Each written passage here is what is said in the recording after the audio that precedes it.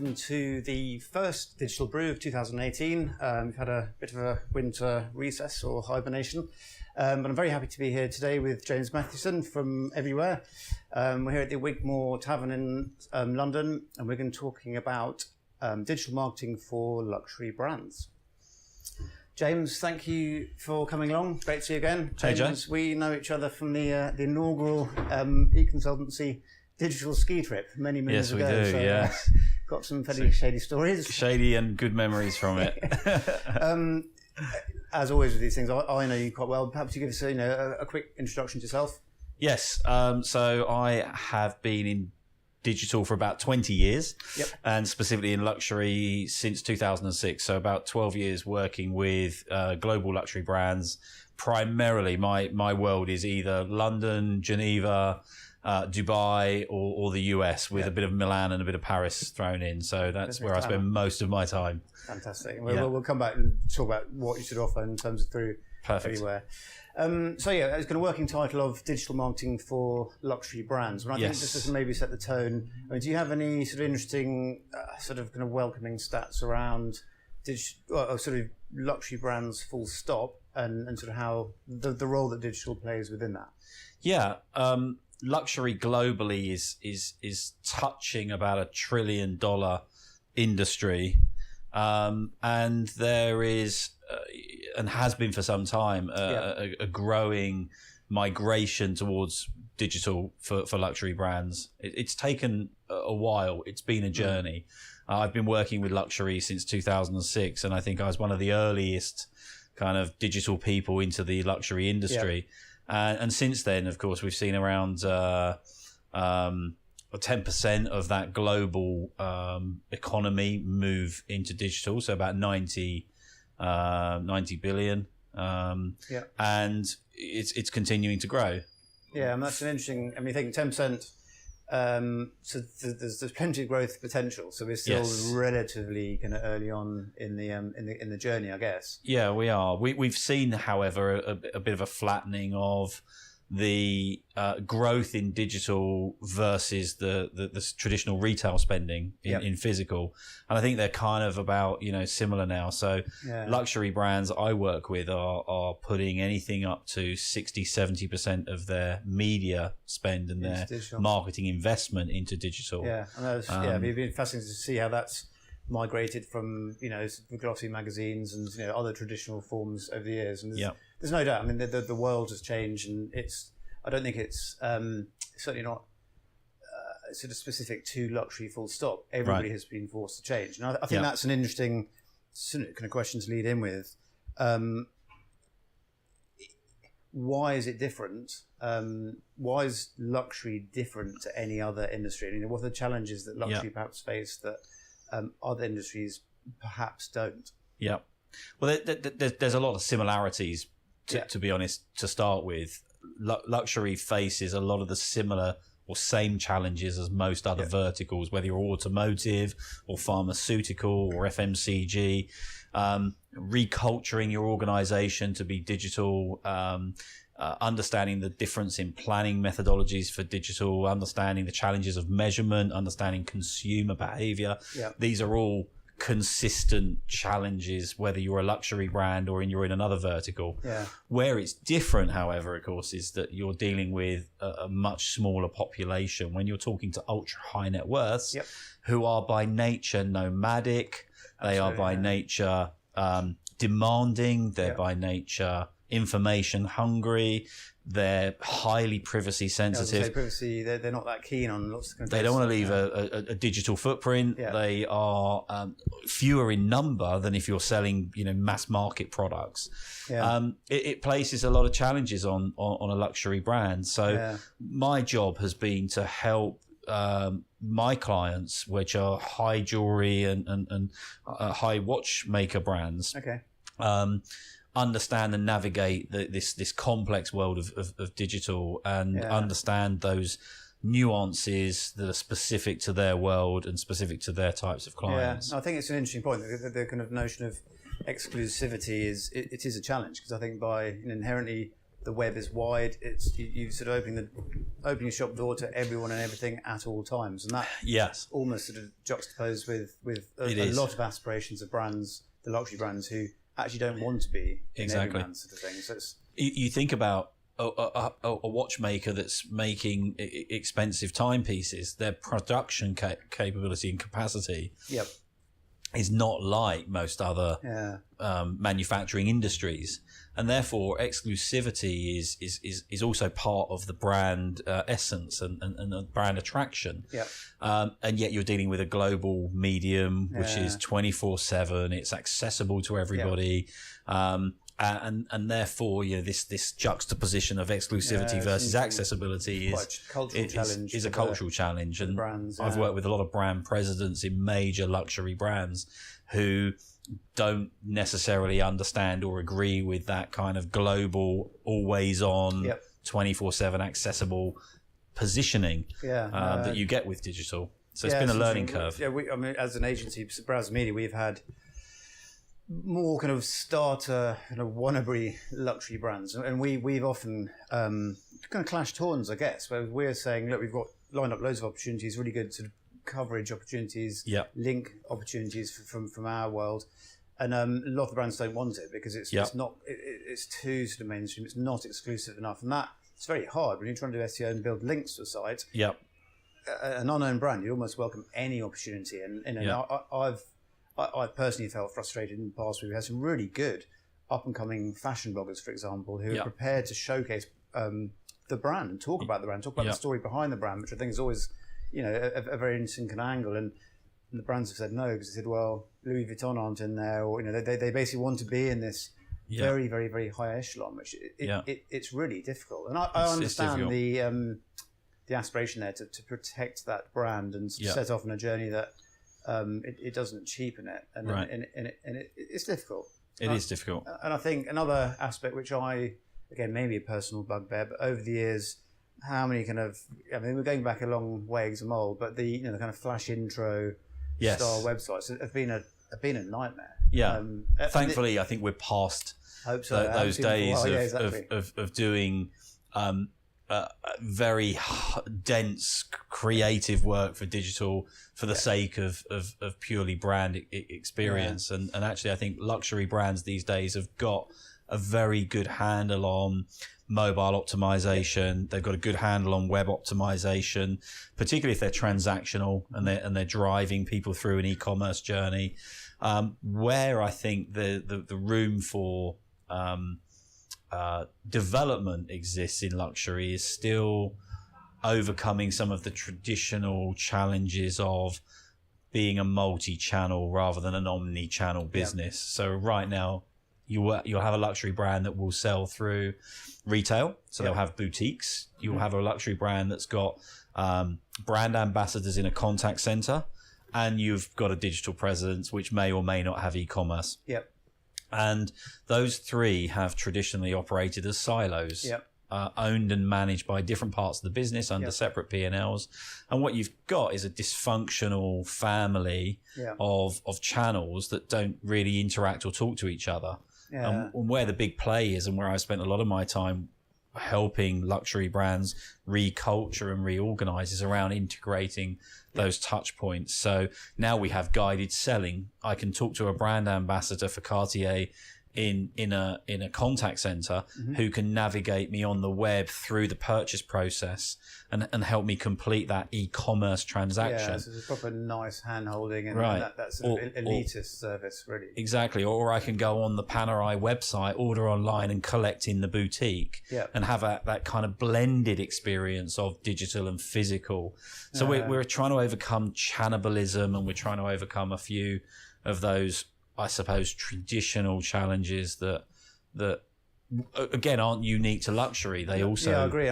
challenged other industries. They do, and I think, but I think for again a kind of personal sort of viewpoint is that for luxury brands who have this sort of visual sumptuosity and the experiential stuff, I think they they've always had a slightly different demand to maybe, a component manufacturer who wants to sell sort of anything, whatever it is, where they'll focus pretty much exclusively on UX and they'll just make sure it's easy to use and it works. I think historically, I think people like yourselves are helping these brands come over this thing. But again, if I think back sort of 10 years, it was all about these amazing kind of immersive experience, which basically didn't work because they took 10 years to download as a Flash variant, which I didn't have. And it actually led to more frustration than good. And I do agree with you. I think it has now matured, and I think the mobile first sort of push from Google and kind of acknowledgement that we all use mobiles. Most of the big brands are actually creating really very nice experiences. Online, but I suspect they're just behind the curve of a lot of other, particularly retailers, actually, because they don't want to lose that elitist feel and that unique experience. And that sort of brand aspirational. Let's create something different because we are Cartier or whoever it is. It doesn't always translate very well online because people have certain expectations about usability and how it works and all that kind of stuff. Absolutely, and it's a difficult remit for brand owners in the luxury space to balance this experiential delivery with the practical, functional, transactional delivery of getting somebody through the purchase process. Of course, there are a lot of luxury brands who don't sell online. Yes, exactly. And are simply signposting people to boutiques or giving people access to a contact center to speak to a concierge service. But for those who do transact, there's this challenge of bringing to life the story and the brand DNA and the brand experience, but at the same time making it easy for their clients to be able to purchase. So we're on a journey, and I'm 12 years in to working with luxury brands on this, and we're still working on a lot of the same principles. I'm sure, and you probably, obviously, you're an expert in the field, so to you, it's obvious. I'm sure you're still finding kind of barriers within these sort of mega brands who you'd suspect would know better, but they've got, in many cases, a deserved arrogance. Think, well, it's worked. We've done it this way for so long, and I don't really care what you, Mr. Digital Guy, says, because that's not how we do it, and this is not how we want the brand to be. Well, I've faced that since 2006. I was in Milan with 20 senior luxury C-suites from 15 different maisons, from 15 different brands. For 3 days, I had them in a room telling them that I believed that the world of luxury and digital would converge. That luxury wasn't going to be exclusively all about digital, but there was going to be a big shift towards digital. And they all thought I was mad. They all said I was a mad Englishman from London who didn't understand luxury and didn't understand ultra high net worth. And here we are in 2018, and we've seen a big shift in budget, and we've seen a big shift in focus from traditional media to digital media. But it's not the only play. And I'm a massive advocate of leveraging all of the touch points that are relevant for your client and for your audience you're targeting than purely about digital. It's not only about digital. It's a healthy attitude, and that it takes out of that silo. I think if you were just digital, you're actually encouraging the whole siloed psyche, which is not good. And I think that there's a stat, so 10% give or take is transacted online, but is it 40% are influenced by online? So around 40% of retail, let's call it retail transactions in luxury broadly, are influenced by online in whatever shape or form that influence might mean. It could be, I saw an Instagram post. I was with the boutique manager of the Panerai boutique in Beverly Hills, and she said she'd posted a picture of a new piece that had come into the boutique on her personal Instagram. Within a couple of hours, a client had seen it on Instagram, called up the boutique, placed the order over the phone, and collected it the next day. And that's influence. Potent, isn't it? But of course, the trouble with that is how do you manage that, particularly from a HQ perspective, where the image has been posted on boutique staff personal Instagram. The client has seen it. The transactions happened over the phone. Yep. The boutique is remunerated on that sale, but it's a digital influenced transaction. Yeah, and interesting there, it wasn't even there inside. It's Instagram. No. So have you come across fear about the lack of control? So it's imagery on Pinterest, on Instagram, Facebook, all kind of social fires which rage, which they cannot control, and they can try and influence. Yeah.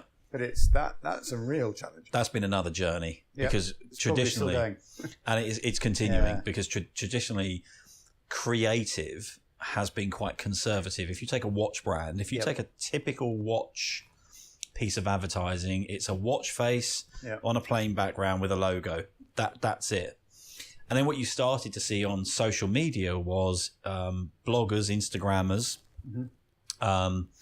developing imagery that was completely outside of the way the brand would want to present their products. And it took a few years at least before brands then started to engage with the bloggers or the influencers to say, actually, you know what? You've got 6 million followers on Instagram who seemingly love the way you present our products. It's the right demographic, it's the right audience. Let's engage with you and see. But it took them a long time to get there because bloggers, Instagram influencers like to control the creative. Yep. They like to control the distribution of their assets. It's their audience and it's their platform and it's their creative and their tone of voice. But that doesn't sit well with the CMO of a luxury brand who's been used to controlling the media, the creative, the message, the placement, and everything else. I think so. We were saying earlier on about that being forced into relinquishing some degree of control, which it's scary. As a sort of brand, not brand ambassador, but a brand guardian. It's terrifying. It's scary for them. It's a very much it's a shift, and then it's similar to the kind of web 1.0 to web 2.0. Web 2.0 for me is a recognition that you're no longer in control. It's a two-way dialogue. You need to engage, you need to listen, you need to interact, you need to respond. You can't sit in your ivory tower and dictate in the way that I think literally 10 years ago, I think the kind of mega brands, they had a carte blanche to do almost what they wanted, and they set the rules. And suddenly it's changed, and that's a real cultural shift. It's a cultural shift, and actually I think that's the heart of where we've been reculturing a lot of luxury brands over time to understand the shift in their consumer behavior. A lot of luxury brand senior people have been focused on product or channel and not customer. That's in the old days you didn't even know who your customer was because you just didn't ask. Now we're getting very good at knowing who our customer is. We're getting very good data about our customer, which we can translate to insight, and we can use that insight to talk to them in the most meaningful way. And now it becomes less about the channel, even sometimes less about the product, and more about the client and the client experience and the expectation and what we're going to deliver against that expectation. So that's the positive thing. I mean, it's really positive. If you take it away from the products will come and go to a degree. A brand, I mean, it's a separate episode entirely. What is a brand? I think it's the experience of something which needs to be consistent. It needs to be, we can thrash that one out. But I think if you acknowledge that the customer is key to that, I think digital allows you then to input data and input all sorts of other stuff into that customer journey, and then to improve that customer journey. And I think there is an argument, maybe not an argument, a question mark: does online cheapen a brand? I think probably not. I think it can do, but I think if you do your digital well, then it can enhance the brand. If done badly, digital can be hugely damaging because it is always on, it is global, and you can't hide. But if it's done well, then it can add tremendous value. It can not only reach an audience that often can be difficult or costly to reach, so it can achieve that in an economical way. But it can also reach audiences that maybe you traditionally wouldn't have been able to reach through, because you were targeting the top 1% of global wealth, and now actually you've got this younger millennial audience who are aspirational and are working towards wealth. Wealth, of course, is migrating south by about a decade. Wealth was older money. Now that's moving to the younger audiences. So millennial luxury buyers are a key consideration, and of course they're big digital users. And then we've got their level of expectation around what you should be doing as a brand. They now wear the trousers in that relationship. You have to accommodate their expectations, their way of interacting with a brand. Yes. But I think that's a positive thing. I think the brands that will survive and prosper are the ones that properly embrace it and enjoy it rather than feeling threatened by it. And that's again been just part of that reculturing exercise, is to kind of help CMOs, CDOs, CEOs of luxury brands understand that actually this isn't a threat. This isn't a great opportunity, and if we can tie our channels together and we can create an integrated experience, whether or not you have a millennial or you have an ultra high net worth Chinese consumer who wants to research online and buy in boutique, or they want to research in boutique and convert via e-commerce. My argument is it doesn't really matter. I agree. We should just provide the mechanism to make it happen for the consumer. And we win. Customer is king sort of mentality, which actually I think that's a positive thing. I think you can still be elitist, but acknowledge the needs and expectations of a modern audience. That's a good thing. Absolutely.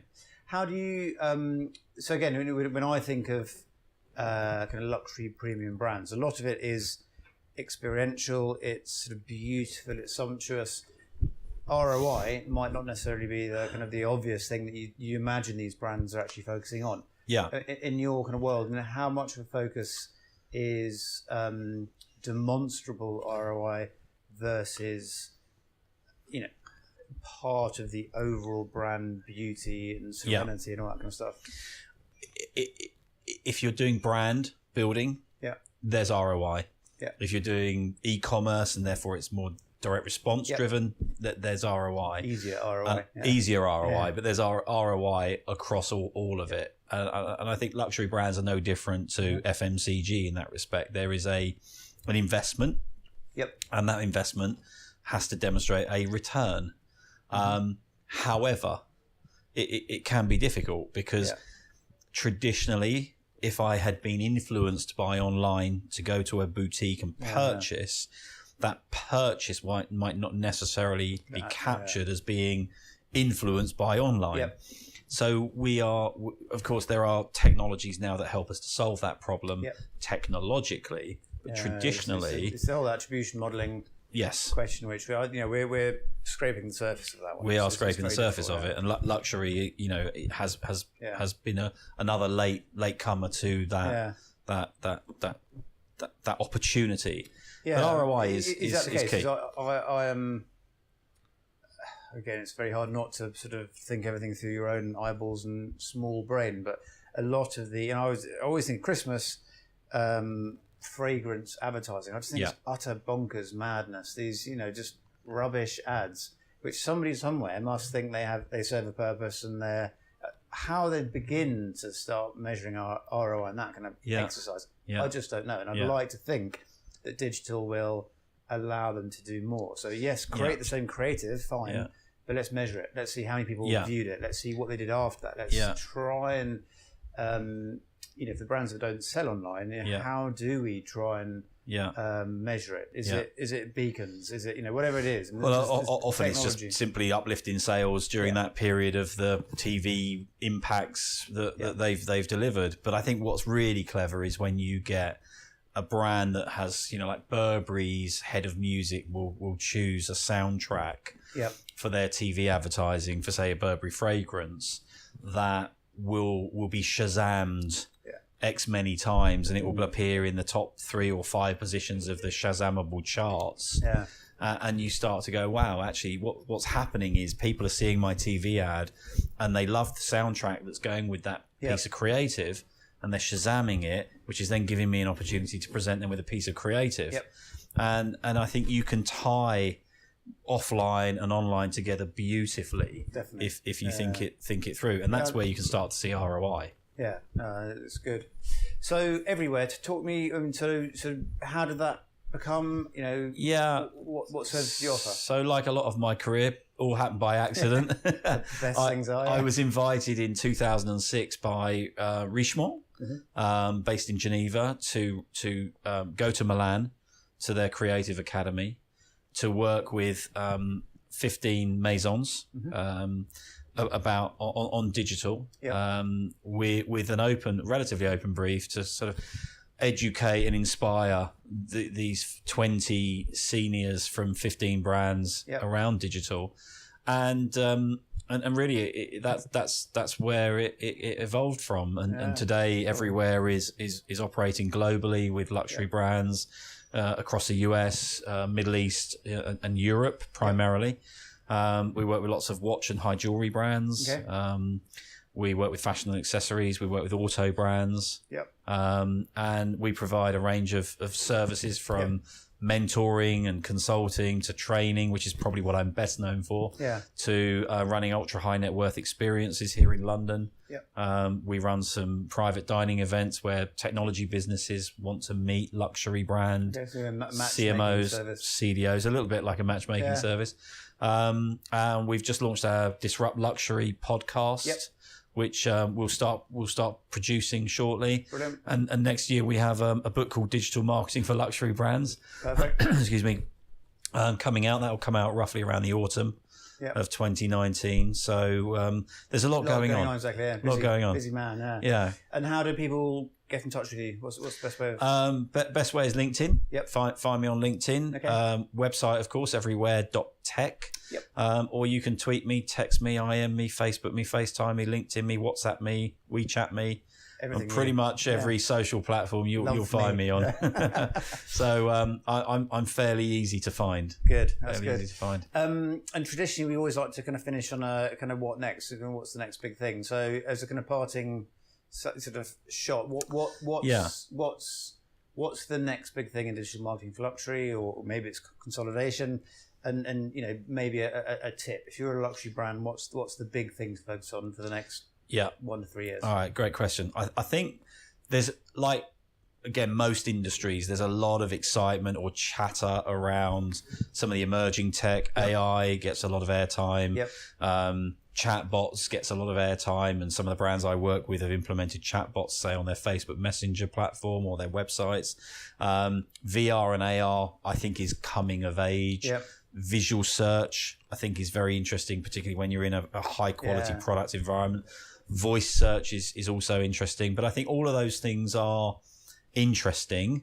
For me, where the real play is almost, now we've been on that journey of adopting and understanding digital, is really deeply integrating it into the business, so that this idea of omni-channel becomes a reality rather than just a bit of lip service. I think that's an excellent thing, and I think it's using the data that online digital generates to inform all sorts of stuff. Right, and we have an abundance of data. Exactly. That's what we're good at. And what we're trying to do now is we're trying to work with, say, brand ambassadors in our contact centres to say all that information in your head about your clients, that needs to be in CRM. All that interaction on digital touchpoints needs to form part of CRM. All that boutique interaction needs to be on CRM, so that we can start to build a rich picture of clients, and we can start to deliver a much more personalized and relevant experience to them, which is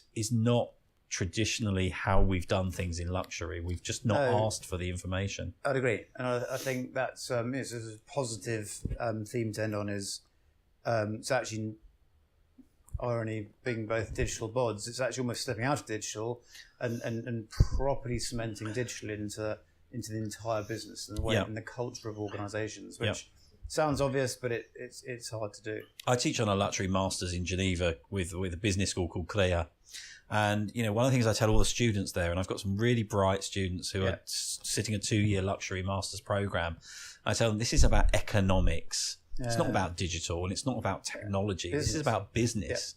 And if you get under the skin of the numbers, then that's the greatest place you can start from, because everything else is a bit of a wraparound. But if you understand the business and you understand the numbers and the economics of it, then you understand the business. It's easy.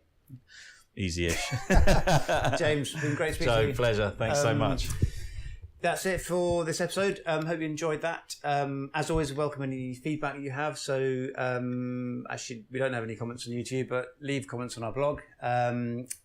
And if you'd like to get involved with the future Digital Brew, we'd love to hear from you. Thank you very much.